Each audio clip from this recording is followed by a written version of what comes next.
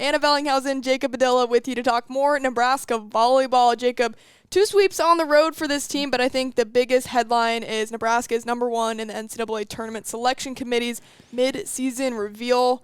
Thoughts on that? Yeah, they announced that on Sunday during the Pitt-Louisville match. And it was interesting. We talked last week about Texas and Nebraska. Obviously, Texas right now is #1 in the RPI ahead of Nebraska. The reasoning was that they gave was interesting. They cited more RPI top 10 wins than Texas and fewer 5-set matches, so overall dominance. I also mentioned that Nebraska has 2 more wins, which, yes, it's true, but it's kind of a weird, so that's like, oh, we'll just tiebreaker because they played more matches, I guess. So I don't know how much that actually factored into it, but it is interesting because Texas has more top 25 wins. Nebraska has more and is #1 in the RPI, but Nebraska has one more top 10 win at this point. And so it was kind of interesting. I guess that's trying to figure out what they value most, and it seems to be that's what they're relying on. Because you look at it, Pitt was 3, Kentucky 4, Purdue 8, and Creighton 10, and Stanford 11. So that's 1, 2, 3, 4, 5 wins already for Nebraska over top 11 teams in the RPI. So that, I guess, offset some of that Texas had some other top 25 wins to kind of strengthen their overall resume, but the top of Nebraska's resume there is so strong that the committee, I guess, determined that they deserved that #1 seed at this point. So I feel like most people were expecting Texas to have that #1 spot. Were you surprised? A little bit. Again, for all the reasons that we just talked about, it seemed like there's more to Texas's resume, just a little deeper. But again, what Nebraska has done at the top, it's just ultimately it comes down to, I guess, what they value most. And the volleyball is still very reliant on the RPI, whereas in basketball they've kind of shifted away from that and looked into other metrics. But volleyball still uses it, and again, that it seems at this point the top 10 RPI wins is the biggest thing you can have on your resume. And I mentioned Nebraska's got quite a few of them already. All right, that's 9 straight sweeps and hitting over 300 in all of them. I mean, Nebraska has the top offense in the country, the second best defense in the country, so pretty hard to argue that. Yeah, pretty good team. And it was interesting. Danny Busrum-Kelly, John Baylor, and Lauren Cook-West asked her about kind of the overall offensive improvement, and especially for some of the individual players playing at a higher level like Rebecca Alec, and who has elevated her game this season. And Busrum-Kelly credited 75% of the improvement, and you mentioned top offense in the country, by 22 points. They're hitting 322 on the season, which is ridiculous. And Danny credited about 75% of the improvement just to Bergen Reilly and the way that she's playing and her improvement and how she's settled in. And the other 25% to individual improvement from the hitters. So I thought that was kind of an interesting note, just how much credit she's giving to Bergen for what she's doing. Individually, her numbers are down this year, partially because of just kind of the way that they're playing with the rotations, and she's playing some partial sets, and that's really hurt her assist average after she led the Big Ten in assists 2 years ago. Last year was second, I believe. Her assist numbers are down, but she's also up in digs. Her defense has continued to improve, and again, split in time, which she seems to be fine with. Right. I talked about how good of a relationship she and Campbell Flynn has. Just interesting that in the year 1 of Danny Busrum, we talked about some of the offensive changes and quicker some of the pace. shit, and all that, and whatever. It seems to be working because they are playing at a really high level right now. Absolutely. Well, let's dig in a little bit to the Michigan State and Michigan sweep. Starting at Michigan State, we'll know a sellout there, a record crowd, so pretty sweet to see that continue on. 25-18, 25-18, 25-20 were your final scores for all 3 sets. What stood out to you most? Second straight flawless match for Harper Murray, first game back in her home state this season. 13 kills on 26 errorless swings. So continues to play at a high level, coming off that Big Ten Player of the Week award. And then season-high 9 aces for Nebraska, 3 apiece from Andi Jackson and Terea Sigler, and only 4 errors, too.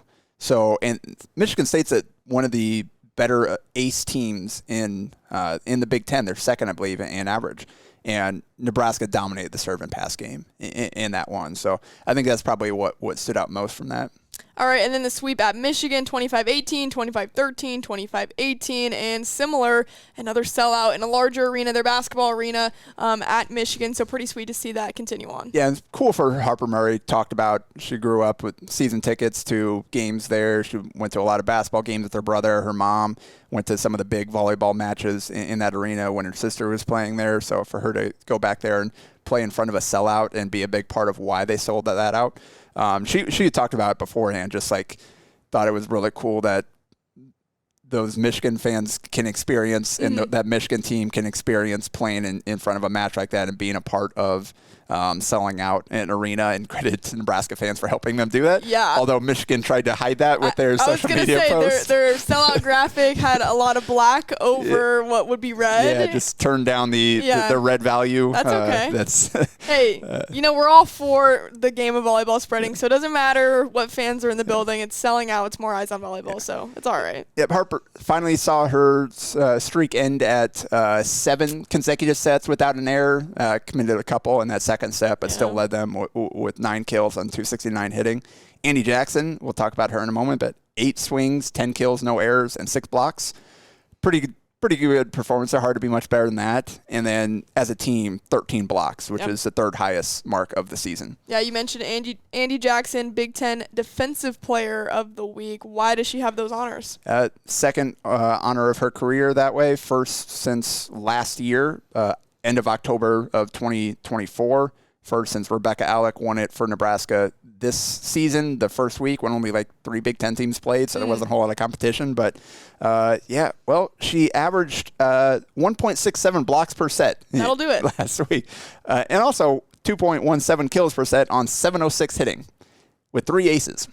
So, pretty good week for Andi Jackson, who has now hit 400 or more or better in every Big Ten match this season. In conference play, she's averaging 2.6 kills per set on 574 hitting. So we talked about kind of in the non-conference, got off to a slow start, how Rebecca had outplayed her and really elevated her game. And Andy's kind of turned it around and found her stride in conference play now. So, she's playing at a really high level. Also want to make note, Taylor Landfair's week as well. What did you like from Taylor and her improvement? Yeah, not anything gaudy in terms of overall kills, but she's doing her job, and that's so important for this team. We know how important being balanced is to Danny and the whole team, and it's hard to be balanced if you can't get kills out of that second left side, and that's a question that we've had last year, that had early on this season, like outside of Harper, like where are you getting consistent offense from? And last week, 15 kills, only 3 errors on 26 swings. That's 2.5 kills a set on 462 hitting. So you get that from her on a consistent basis, then I don't know how you defend this team, because we just talked about how the level that Andi Jackson is playing at. Virginia Andriano is still capable of going off at any point. We know what Harper can do in the front row, back row. And then now you've got Taylor killing at a high rate. Man, there's no way that you can throw up a block against all of those options. Yeah. She might be one of the more underrated players in terms of value to this Nebraska volleyball team for those reasons you brought up. Yeah, and interesting career arc, just obviously how prolific she was at Minnesota, when the Big Ten Player of the Year that one season, and then play kind of tailed off a little bit, come to Nebraska.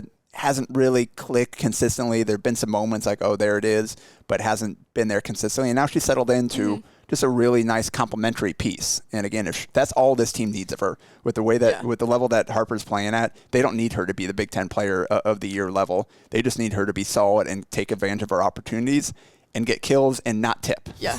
And the fact that your complementary piece is a former Big Ten Player of the Year, I mean. That's why Nebraska is where they are right now. 100%. The overall talent, they got a lot of options. All right. And then also, Laney Choboy last week played played both matches in the libero spot.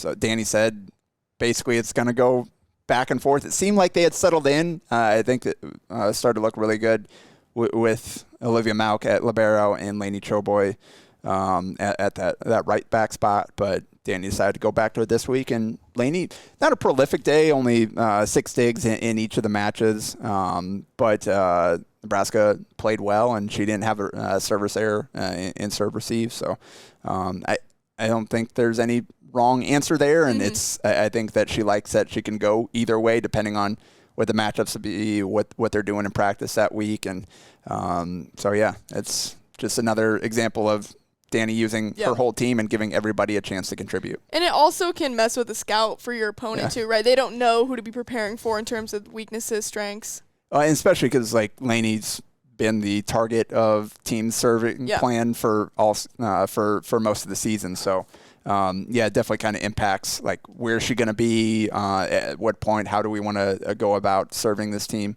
Just keep teams guessing is not a bad thing. All right, well, let's move on to our Centris Federal Credit Union keys to the match, starting with Northwestern at home on Friday. Jacob, what are you looking at? Yeah, looking at Northwestern, they were without their kills leader, Reilly Reed, averaging over 3.25 kills per set on 247 hitting. Was hurt last week. I don't know her status, so obviously that would factor heavily into what happens on Friday. But Northwestern is 17th in blocking in the Big Ten. So this needs to be a match where go up there and take big swings. All right, run your offense. Go for the shots that you want to take.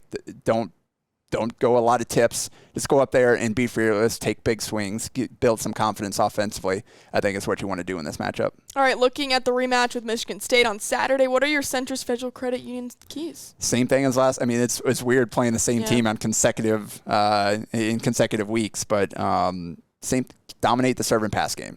Again, that's what Michigan State does best is turning up the service pressure, trying to go for aces. You win that category again, then Nebraska's going to get whatever they want. All right, well, 2 matches at home. Make sure you follow along with our coverage on Hurrdat Sports and Hale Varsity. Anna Bellinghausen, Jacob Adilla. We'll talk to you guys next week.